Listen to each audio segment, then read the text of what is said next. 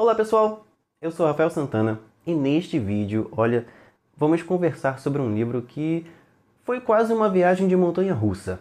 Uma hora eu estava amando o livro, outra hora eu não aguentava mais algumas coisas na história e também me senti tapeado, tá? Me venderam um suspense e o que eu recebi foi um dramalhão com, olha, tem que ter paciência com esse livro, hein? Tem que ter muita paciência.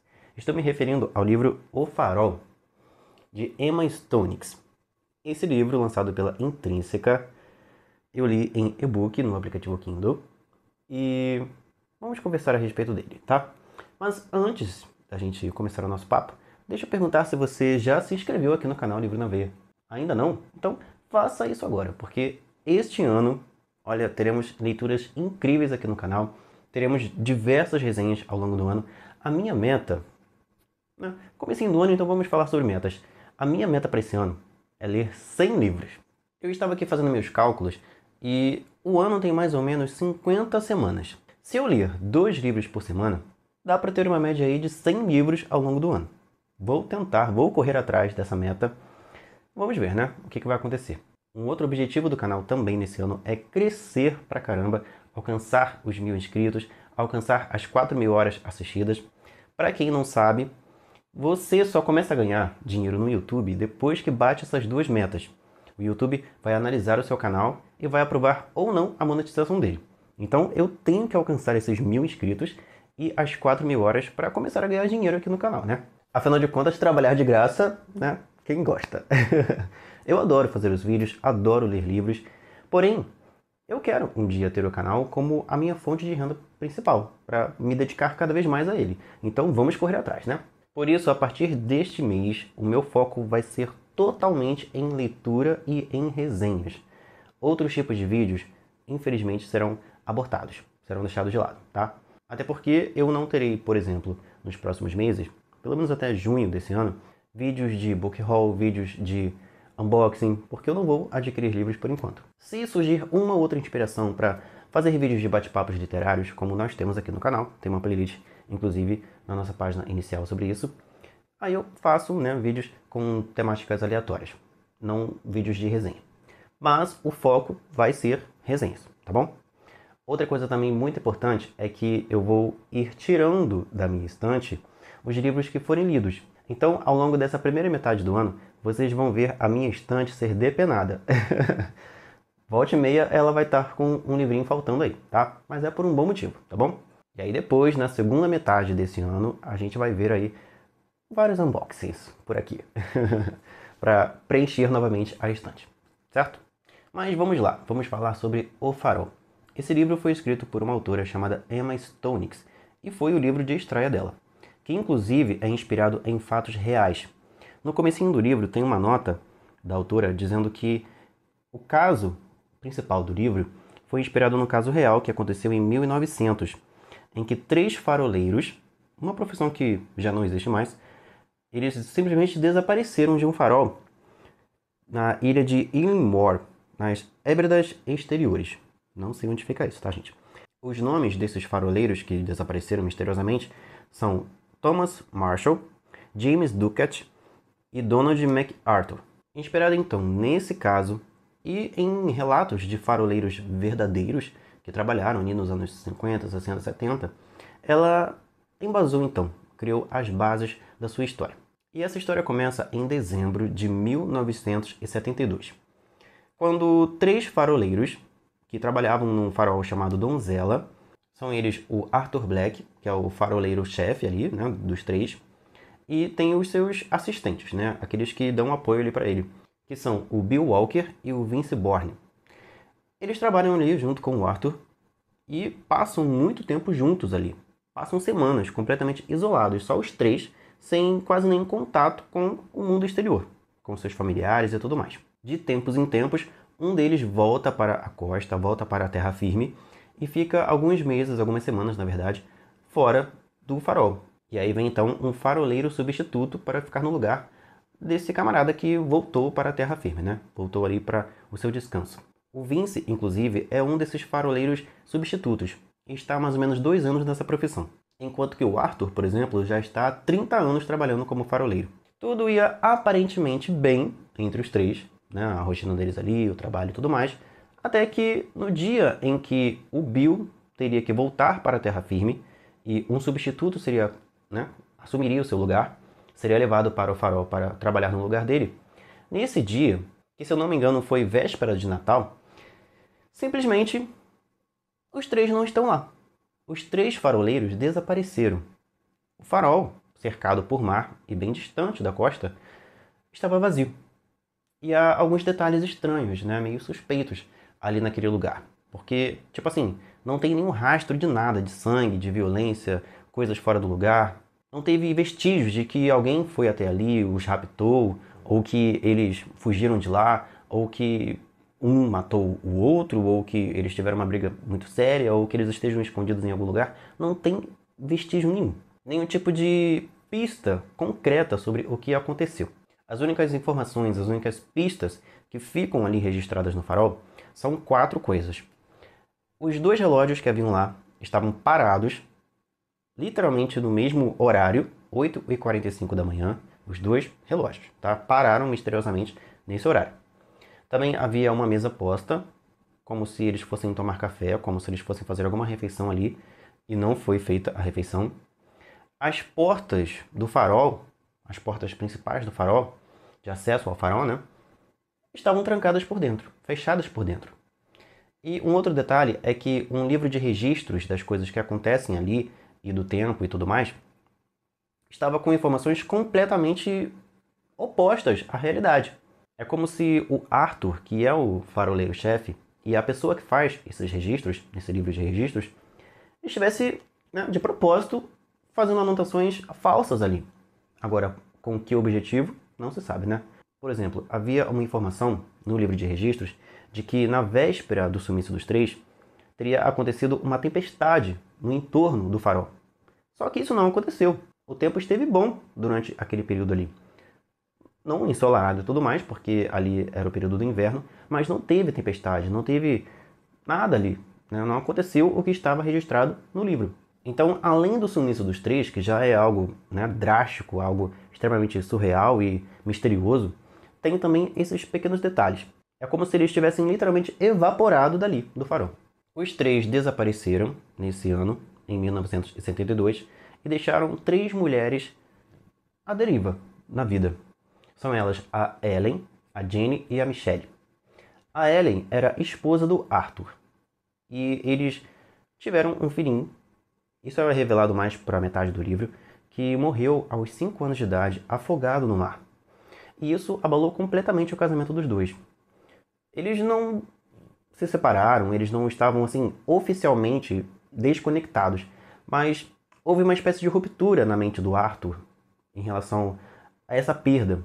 Ele estava vivendo desde então um processo de luto eterno, um processo também de depressão, de culpa, um sentimento de que ele estava em dívida, não só com o seu filho, que meio que foi culpa dele a morte dessa criança, mas também com a sua esposa, a Ellie.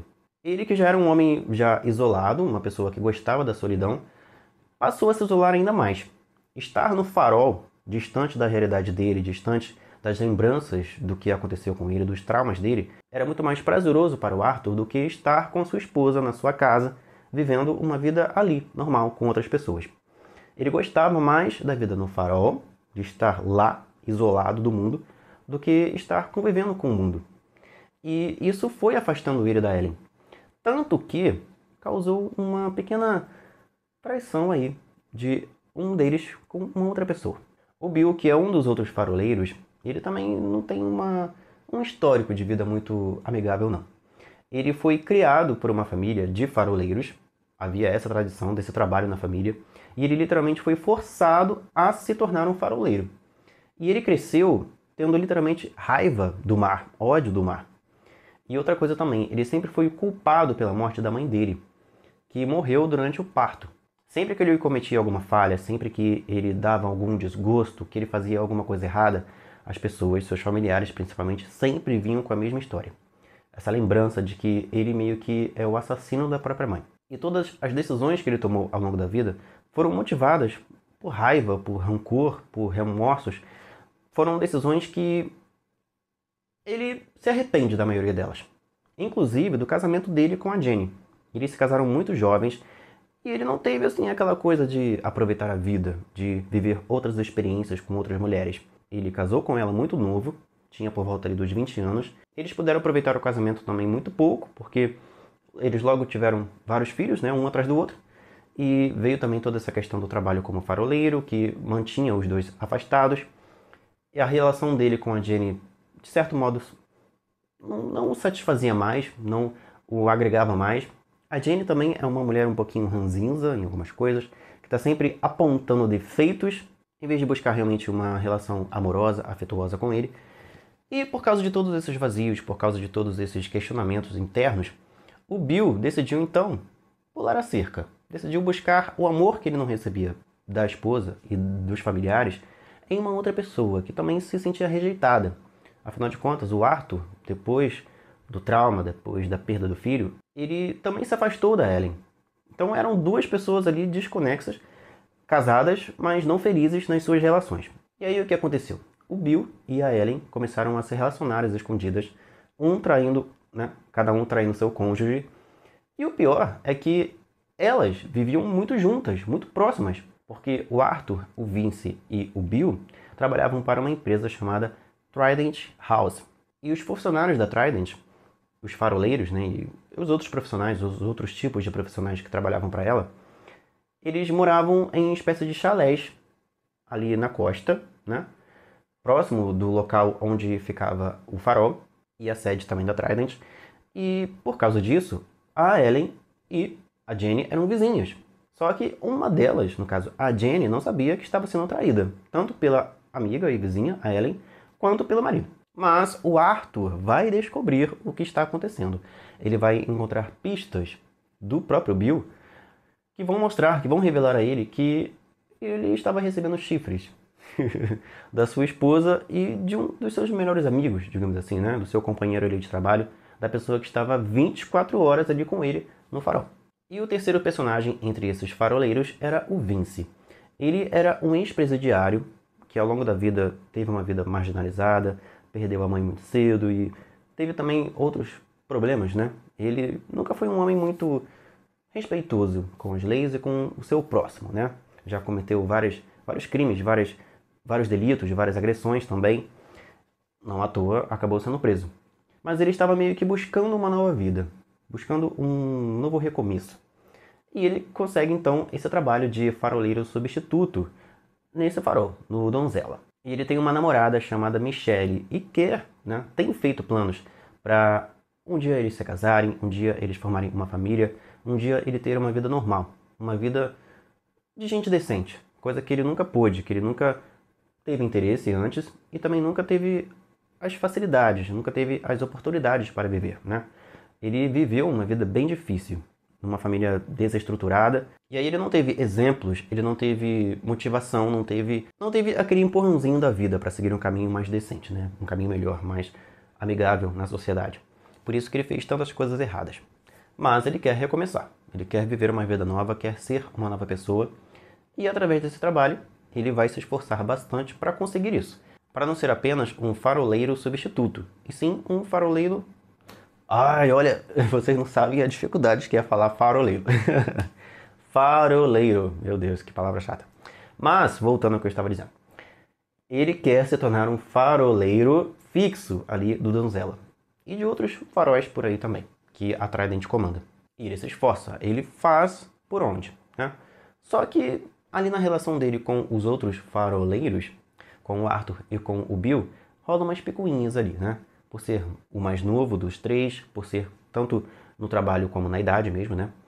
E por ter algumas características assim que incomodam o Bill, eles vivem tendo, né, umas rixas ali, umas picuinhas. Então o Bill não se dá bem com o Vince e também está guardando segredos ali, obscuros, do Arthur, que já suspeita, que já sabe que tá com, né, com peso a mais na cabeça. A gente tem todo esse imbróglio, toda essa situação, e acontece então o sumiço desses três homens em dezembro de 1972. 20 anos se passam desde que o Arthur, o Vince e o Bill simplesmente desapareceram. A Michelle, que era a namorada do Vince na época, se casou, teve filhos, mas a Jenny e a Ellen meio que travaram no tempo. elas têm vários ressentimentos entre si por causa dessas traições e por causa de uma outra coisinha, né, um outro segredinho aí que a Jenny esconde de todos e da sua filha também. Eu vou contar qual é o segredinho. Ela meio que, quando descobriu que o Bill estava traindo ela meio que tentou envenená-lo. Mas o plano dela não deu certo. O Bill, né, saiu ileso e tudo mais. E a vida seguiu, né, o seu rumo até que os desaparecimentos aconteceram. E agora, 20 anos depois, em maio de 1992, que é o tempo presente em que a história se passa, um escritor chamado Dan Sharp decide escrever um livro sobre esse caso. Um livro que irá mais a fundo, um livro que irá investigar tudo o que aconteceu, todas as informações possíveis sobre o desaparecimento, sobre esse mistério que ronda esses 3 faroleiros. Para isso, ele vai entrevistar as pessoas que eram mais próximas deles: a Ellen, a Jenny e a Michelle.